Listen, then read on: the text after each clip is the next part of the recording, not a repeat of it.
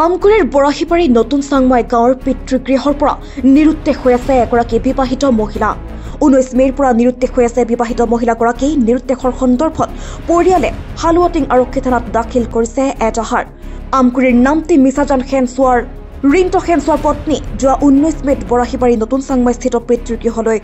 অহাৰ পিছতে নিশা খোৱাপাতিৰ পৰা নিৰুদ্দেশ হৈ আছে মহিলাগৰাকীৰ আছে প্ৰায় 2.5 বছৰীয়া পুত্ৰ সন্তান ঘটনা সন্দৰ্ভত মহিলাগৰাকীৰ পৰিয়ালে হালুৱাটিং আৰক্ষী থানাত দাখিল কৰিছে এজাহাৰ মহিলাগৰাকী পৰপুৰুষৰ সৈতে সম্পৰ্ক আছে নে নাৰী দেহ চক্ৰৰ কবলত পৰি নিৰুদ্দেশ হৈছে সেয়া আৰক্ষীৰ তদন্তৰ পাছতে স্পষ্ট হ'ব কোনো সদাশয় লোকে যদি মহিলাগৰাকীৰ সম্ভেদ লাভ কৰে তেন্তে 7086390152 অথবা 6002984035 নম্বৰত যোগাযোগ কৰিবলৈ আহ্বান জনাইছে পৰিয়ালৰ লোকে মই ৰিণ্টো হেনচোৱা মোৰ ঘৰ মিছাজান হেনচোৱা গাঁৱত মোৰ পত্নী ঘৰ বৰাহীবাৰী নতুন চাংমাইত মাকৰ ঘৰলৈ আহিছিলে প্ৰায় যোৱা দেওবাৰে দিনত মানে ককায়েকে লৈ আহিছিলে ককায়েকে লৈ অহাৰ পিছত নিশা 12টামান বজাত প্ৰায় 12টামান বজাত মানে নিৰুদ্দেশ হৈছে বুলি গম পাইছোঁ মাকৰ ঘৰৰ মানুহে মোক ফোন কৰিছিলে 1টামান বজাত মই যিহেতু ধেমাজিত আছিলোঁ আহিব নোৱাৰিলোঁ ৰাতিপুৱা পাইছোঁ ৰাতিপুৱা বিচাৰ কচা কোৱাৰ পিছত একো মই সন্ধান পোৱা নাই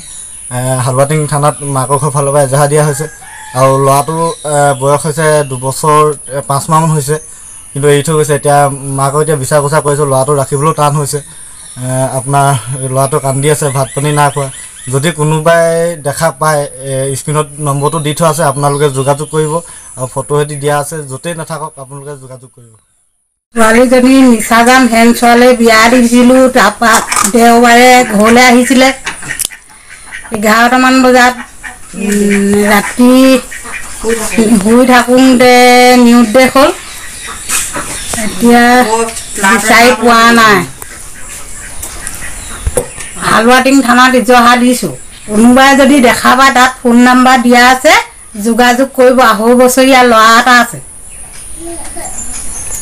আমি এতিয়া বিচাৰ কোচা কৰি আছোঁ ক'তো এতিয়া সন্ধান পোৱা নাই